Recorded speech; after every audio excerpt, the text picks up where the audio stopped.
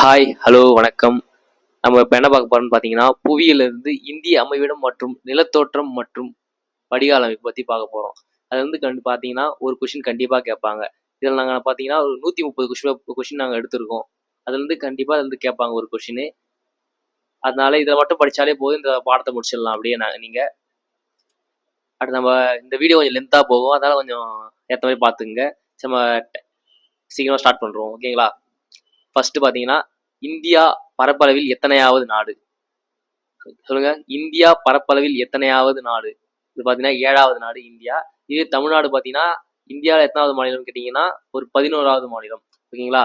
அப்புறம் 2வது கொஸ்டின் பார்த்தீங்கன்னா, ஆசியா கண்டத்தில் இந்தியா எத்தனையாவது நாடு?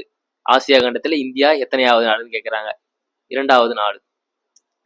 3வது கொஸ்டின் பார்த்தீங்கன்னா, இந்தியாவின் நிலப்பரப்பு எவ்வளவுன்னு கேட்குறாங்க. இந்தியாவின் நிலப்பரப்பு எவ்வளவுன்னு பார்த்தீங்கன்னா, 32,87,263 சதுர கிலோமீட்டர் ஆகும். ஓகேங்களா? அப்புறம் 4வது கொஸ்டின் பாருங்க. புவியின் மொத்த நிலப்பரப்பில் இந்தியா எத்தனை சதவீதம் புவியின் மொத்த நிலப்பரப்பில் இந்தியா எத்தனை சதவீதம் அப்படின்னு பார்த்தீங்கன்னா 2.4%. இந்தியா 2.4% புவியின் நிலப்பரப்புல. அடுத்த கொஸ்டின் பார்த்தீங்கன்னா 5வது கொஸ்டின் பாருங்க. இந்தியாவின் நில எல்லைகள் எத்தனை கிலோமீட்டர் கொண்டது?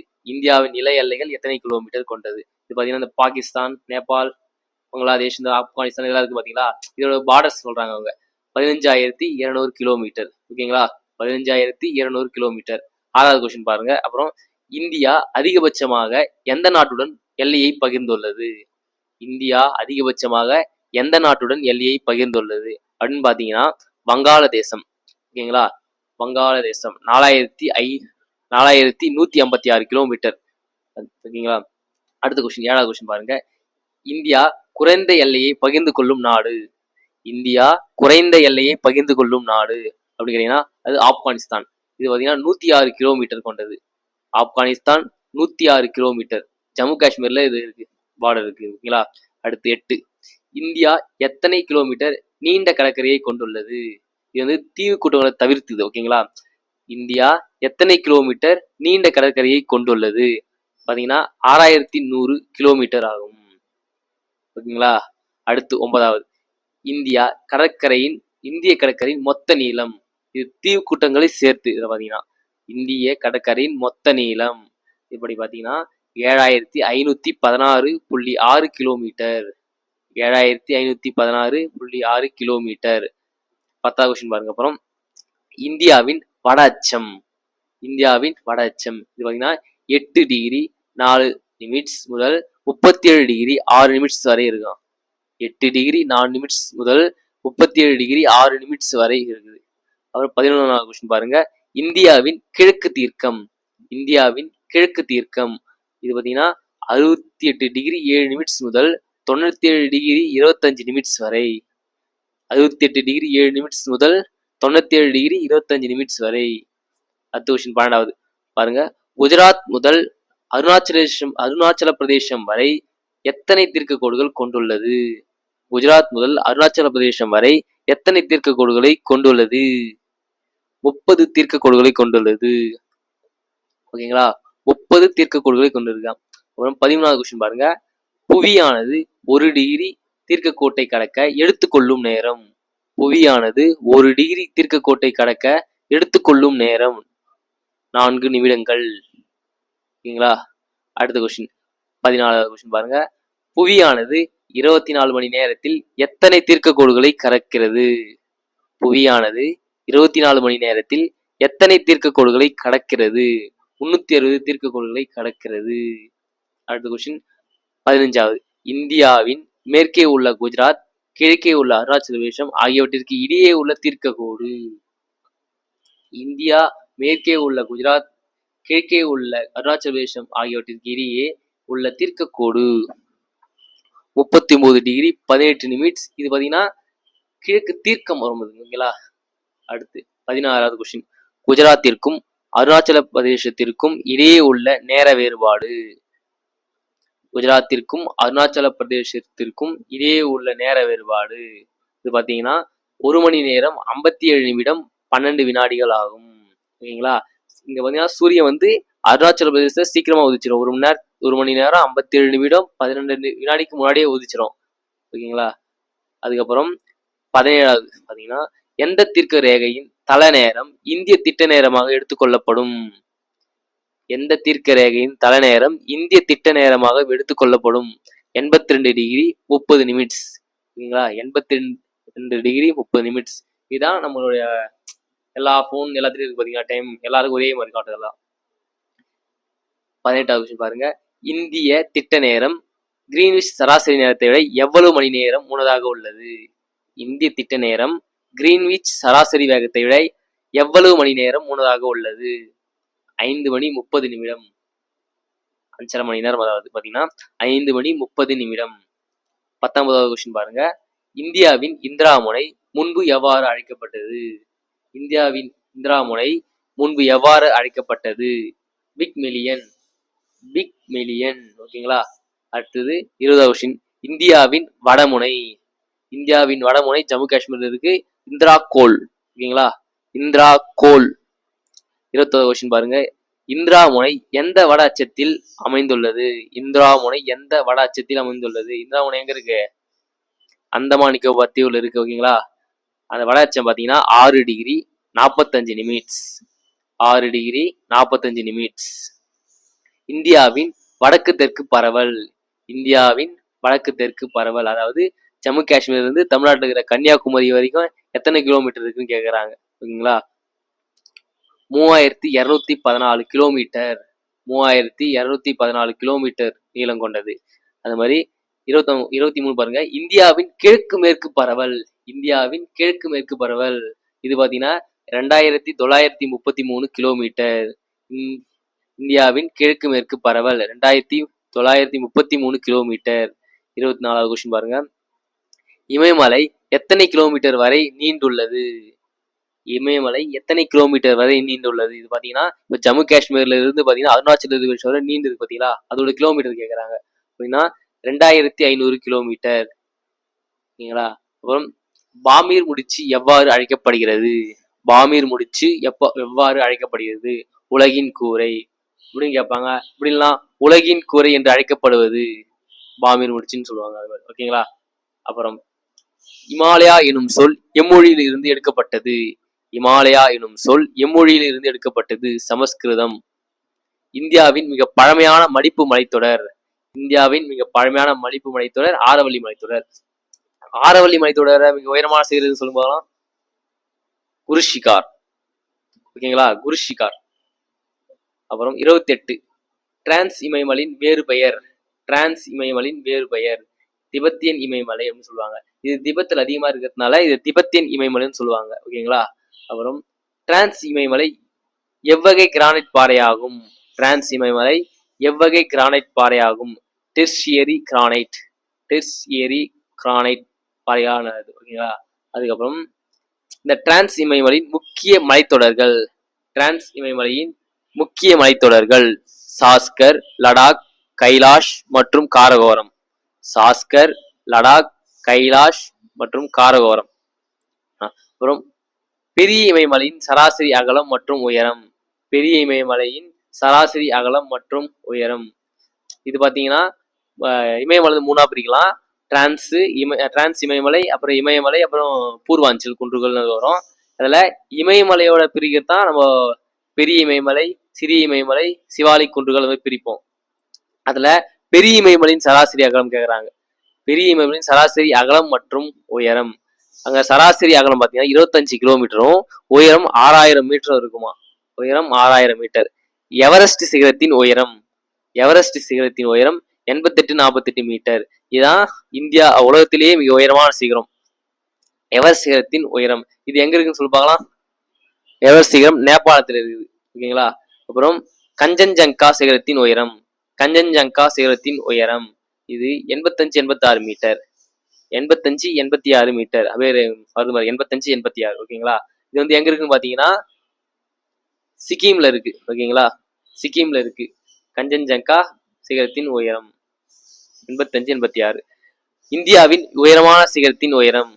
இந்தியாவின் உயரமான சிகரத்தின் உயரம். ஓகேங்களா?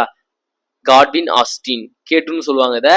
இது பாத்தீங்கன்னா 86-11 மீட்டர் உயரம் கொண்டது. Godwin Austen 8611 metre. 35வது கொஸ்டின் பாருங்க. உலகில் உள்ள 14 சிகரங்களில் இமயமலை எத்தனை சிகரங்களை தன்னகத்தே கொண்டுள்ளது?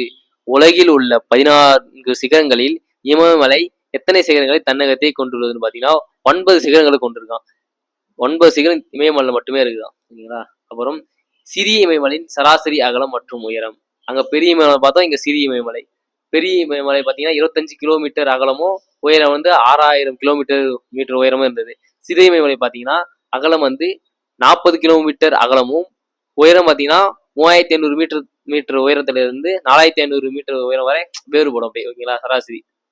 அப்புறம் 37 சிறிய இமயமலையில் காணப்படும் முக்கிய கோடை வாழிடங்கள். சிறிய இமயமலையில் காணப்படும் முக்கிய கோடை வாழிடங்கள்: சிம்லா, நைனிடால், அல்மோரா, ராணிகட், முசோரி, டார்ஜிலிங். சிம்லா, நைனிடால், அல்மோரா, ராணிகட், முசோரி, டார்ஜிலிங் இவதான் கோடை வாழிடங்கள். அப்புறம் 38 காரகோரம் கணவாய் அமைந்துள்ள இடம். காரகோரம் கணவாய் அமைந்துள்ள இடம் ஜம்மு அண்ட் காஷ்மீர். அப்புறம் ஜோஷிலா கணவாய், சிப்கிலா கணவாய் அமைந்துள்ள இடம் இமாச்சல பிரதேசம். ஜோஷிலா கணவாய், சிப்கிலா கணவாய் அமைந்துள்ள இடம் இமாச்சல பிரதேசம். பொமிடிலா கணவாய் அமைந்துள்ள இடம் பொமிடிலா கணவாய் அமைந்துள்ள இடம் அருணாச்சல பிரதேசம். பொமிடிலா கணவாய் அமைந்துள்ள இடம் அருணாச்சல பிரதேசம். நாதுலா ஜெலிப்லா கணவாய் அமைந்துள்ள இடம் நாதுலா ஜெலிப்லா கணவாய் அமைந்துள்ள இடம் சிக்கிம். நாதுலா ஜெலிப்லா கணவாய் அமைந்துள்ள இடம் எங்க பாத்தீங்கன்னா சிக்கிம்ல இருக்கு. அப்புறம் 42 பாகிஸ்தான் மற்றும் ஆப்கானிஸ்தான் நாடுகளை இணைக்கும் கணவாய். இப்போ பாகிஸ்தான் நாட்டையும் ஆப்கானிஸ்தான் நாட்டையும் இணைக்க ஒரு கணவாய் இருக்கு, அது பேருனா கைபர் கணவாய். அப்புறம் சிவாலிக் மலைத்தொடரின் சராசரி உயரம். சிவாலிக் மலைத்தொடரின் சராசரி உயரம் பாத்தீங்கன்னா 1000 மீட்டர். சராசரி உயரம் 1000. வெளி இமயமலை கிழக்கு மற்றும் மேற்கு பகுதியில் எவ்வாறு அழைக்கப்படுகிறது? வெளி இமயமலை கிழக்கு மற்றும் மேற்கு பகுதியில் எவ்வாறு அழைக்கப்படுன்னு கேட்குறாங்க. இப்போ கிழக்கே பார்த்தோன்னா டூயஸ்னோ, மேற்கே டூன்கள்னு அழைக்கிறாங்க. கிழக்கே டூயஸ்னோ, மேற்கே டூன்கள்னு அழைக்கிறாங்க. அப்புறம் 45வது கொஸ்டின் இமயமலையின் கிழக்கு பகுதியை எவ்வாறு அழைக்கப்படுகிறது? இமயமலையின் கிழக்கு பகுதியை எவ்வாறு அழைக்கப்படுகிறதுனா பூர்வாஞ்சல் குன்றுகள் அழைக்கிறாங்க. இமயமலை கிழக்கு பகுதியை பூர்வாஞ்சல் குன்றுகள்னு அழைப்பாங்க. அப்புறம் இமயமலையில் காணப்படும் புனித தலங்கள். இமயமலையில் காணப்படும் புனித தலங்கள் இது பார்த்தீங்கன்னா அமர்நாத், கேதார்நாத், பத்ரிநாத், வைஷ்ணவி தேவி கோவில்கள். ஓகேங்களா, அமர்நாத், கேதார்நாத், பத்ரிநாத், வைஷ்ணவி தேவி கோவில்கள். 47 சட்லஜ் மற்றும் காளி ஆறுகளுக்கு இடையே அமைந்துள்ள இமயமலை.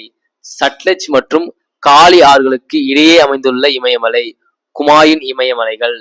குமாயுன் இமயமலைகள். அப்புறம் திஸ்தா மற்றும் திகாங் ஆறுகளுக்கு இடையே அமைந்துள்ள இமயமலை. திஸ்தா மற்றும் திகாங் ஆறுகளுக்கு இடையே அமைந்துள்ள இமயமலை அசாம் கிழக்கு இமயமலைகள். அப்புறம் காளி மற்றும் திஸ்தா ஆறுகளுக்கு இடையே அமைந்துள்ள இமயமலை மத்திய நேபாள இமயமலைகள். காளி மற்றும் திஸ்தா ஆறுகளுக்கு இடையே அமைந்துள்ள இமயமலை மத்திய நேபாள இமயமலைகள். வடபெரும் சமவெளியின் பரப்பளவு. இப்போ சமவெளி இருக்கு பாத்தீங்களா, வடப்பகுதியில சமவெளிகளின் பரப்பு பாத்தீங்கன்னா 7 லட்சம் சதுர கிலோமீட்டர். 7 லட்சம் சதுர கிலோமீட்டர். அப்புறம் நுண்துளைகள் அதிகமாக உள்ள சமவெளி பாத்தீங்கன்னா வடபெரும் சமவெளிகள் பாத்தீங்கன்னா பாபர் சமவெளி, தராய் மண்டலம், அப்புறம் பாங்கர் சமவெளி, காதர் சமவெளி, டெல்டா சமவெளின்னு சொல்லி நிறைய பிரிக்கலாம்.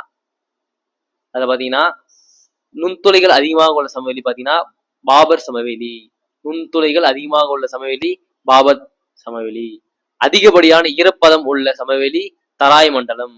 அதிகப்படியான ஈரப்பதம் உள்ள சமவெளி தராய் மண்டலம். பழைய வண்டல் மண்ணால் ஆன சமவெளி பாங்கர் சமவெளி. பழைய வண்டல் மண்ணால் ஆன சமவெளி பாங்கர் சமவெளி. அப்புறம் புதிய வண்டல் மண்ணால் படிய வைக்கப்படும் சமவெளி புதிய வண்டல் மண்ணால் படிய வைக்கப்படும் சமவெளி. இது ஆற்று அடிச்சுட்டு வருது, புதுசு புதுசா மண்ணு தங்கிட்டே இருக்கும். இது காதர் சமவெளின்னு சொல்லுவாங்க. காதர் சமவெளி. புதிய வண்டல் படிவுகள், பழைய வண்டல் படிவுகள், சதுப்பு நிலங்கள் கொண்ட பகுதி. புதிய வண்டல் படிவுகள், பழைய வண்டல் படிவுகள், சதுப்பு நிலங்கள் கொண்ட பகுதி டெல்டா சமவெளி அப்படி சொல்லுவாங்க. அப்புறம் 56வது கொஸ்டின் பாருங்க. வண்டல் சமவெளியின் உயர்நில பகுதி என்னன்னு சொல்றாங்க. வண்டல் சமவெளி பாத்தீங்களா, அதோட உயர்நில பகுதி, உயரமாக இருக்கிற பகுதியை சார்ஸ்ன்றாங்க. சதுப்பு நில பகுதி எவ்வாறு அழைக்கப்படுதுன்னு கேக்குறாங்க. சதுப்பு நில பகுதி வந்து பிஸ் அப்படிங்கிறாங்க. பில்ஸ், ஓகேங்களா. சதுப்பு நில பகுதி பில்ஸ்ன்னு சொல்றாங்க. ராஜஸ்தான் சமவெளியின் பரப்பளவு, ராஜஸ்தான் சமவெளியின் பரப்பளவு பாத்தீங்கன்னா 1,75,000 சதுர கிலோமீட்டர். அதே மாதிரி பஞ்சாப் ஹரியானா சமவெளியின் பரப்பளவு பாத்தீங்கன்னா 1,75 லட்சம் சதுர கிலோமீட்டர். ரெண்டு சேம் தான். ராஜஸ்தானும் பஞ்சாபும் சேம் தான். ராஜஸ்தான் பஞ்சாப் சேம். அது மாதிரி லூனி மற்றும் சரஸ்வதி ஆறுகளின் படிவுகளால் உருவானதான் ராஜஸ்தான் சமவெளி.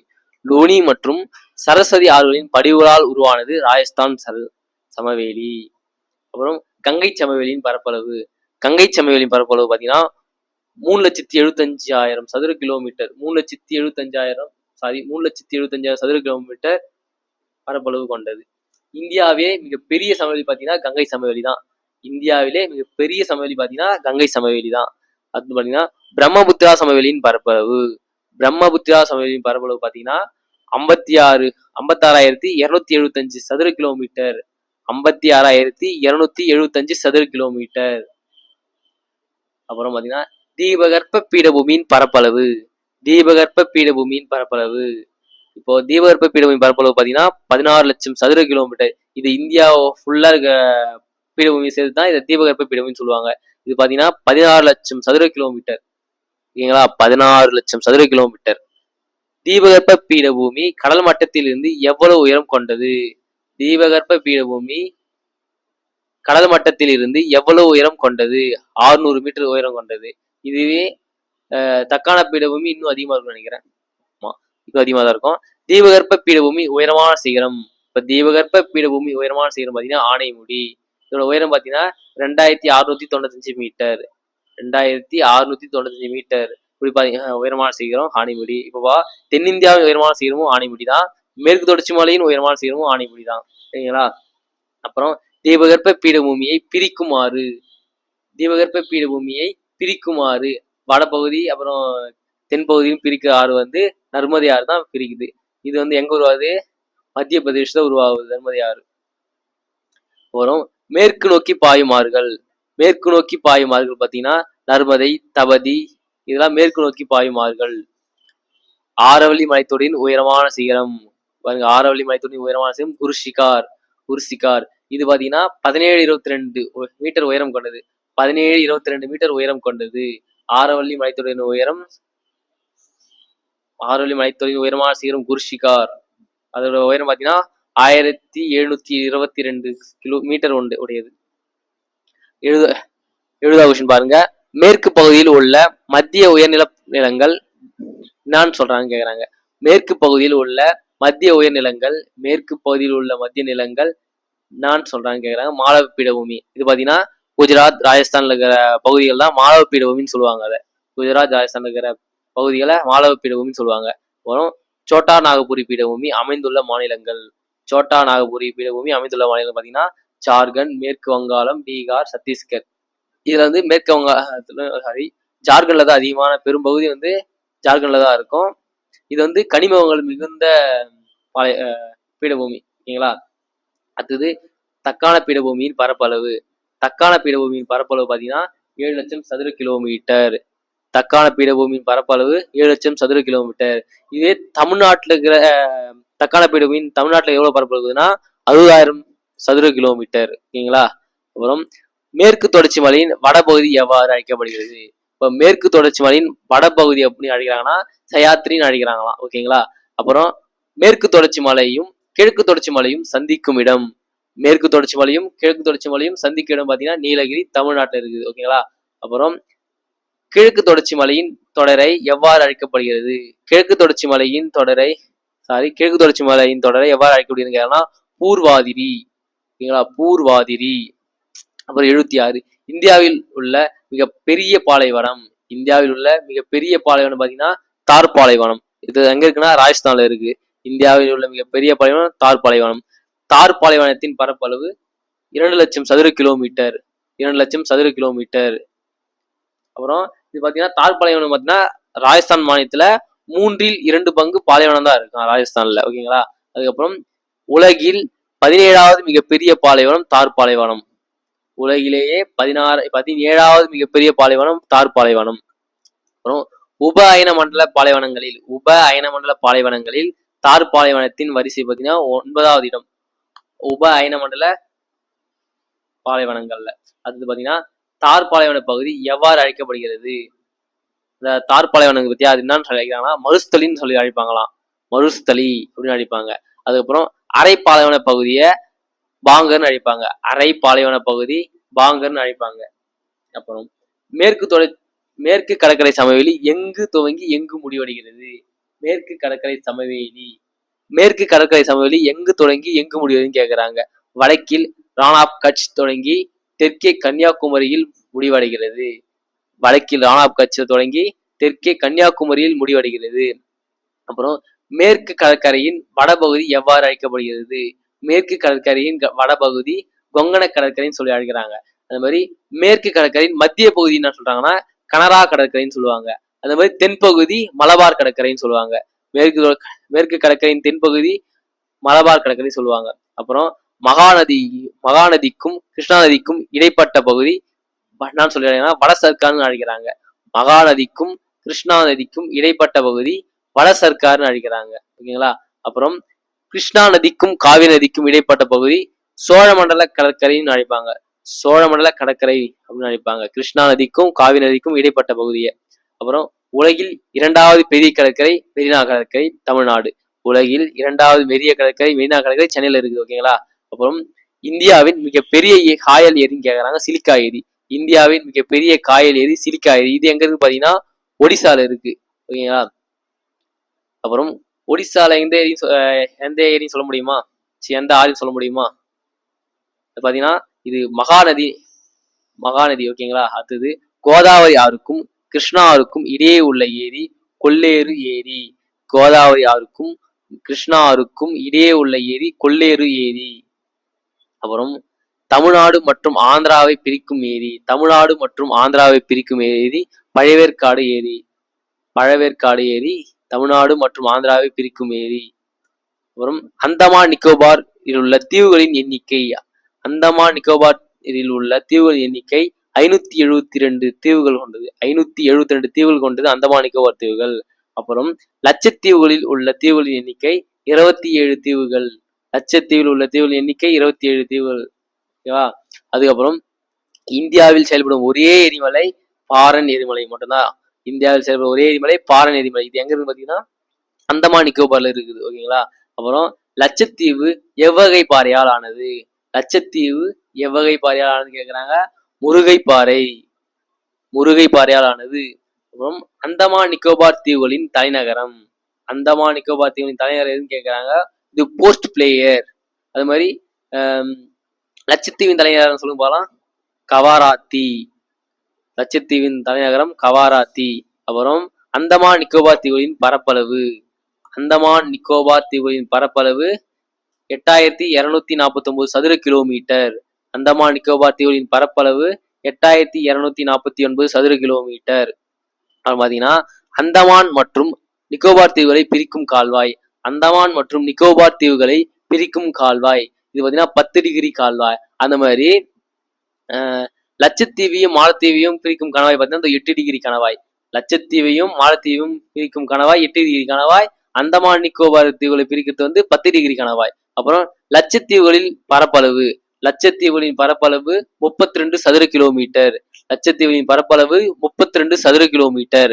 அப்புறம் லட்சத்தீவுகளின் தலைநகரம் அதனால கவராத்தி. இது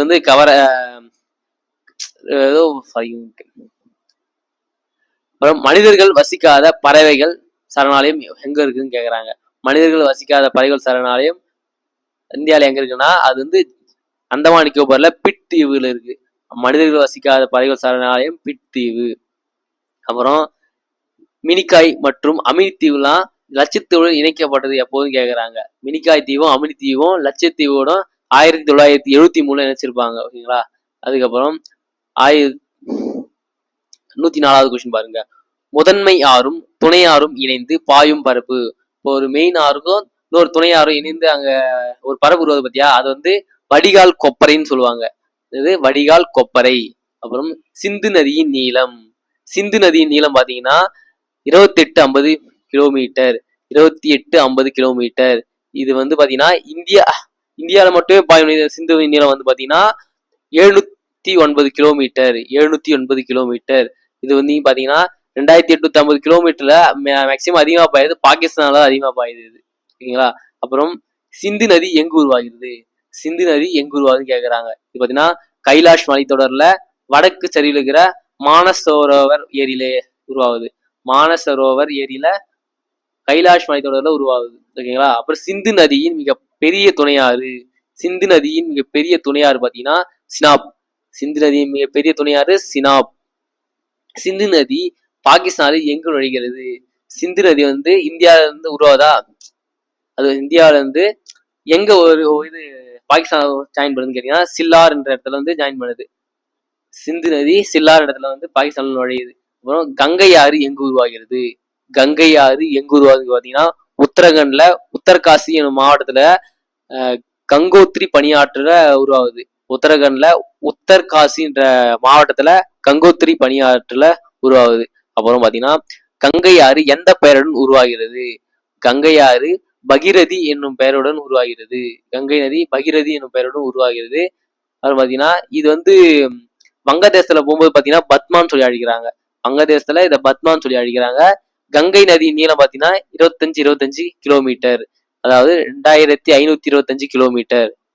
அப்புறம் பிரம்மபுத்திரா நதி எங்கு உருவாகிறது? பிரம்மபுத்திராவதியும் கைலாஷ் மலைத்தொடர்ல செம்மாயுங்கடங் பணியாற்ற உருவாகுது.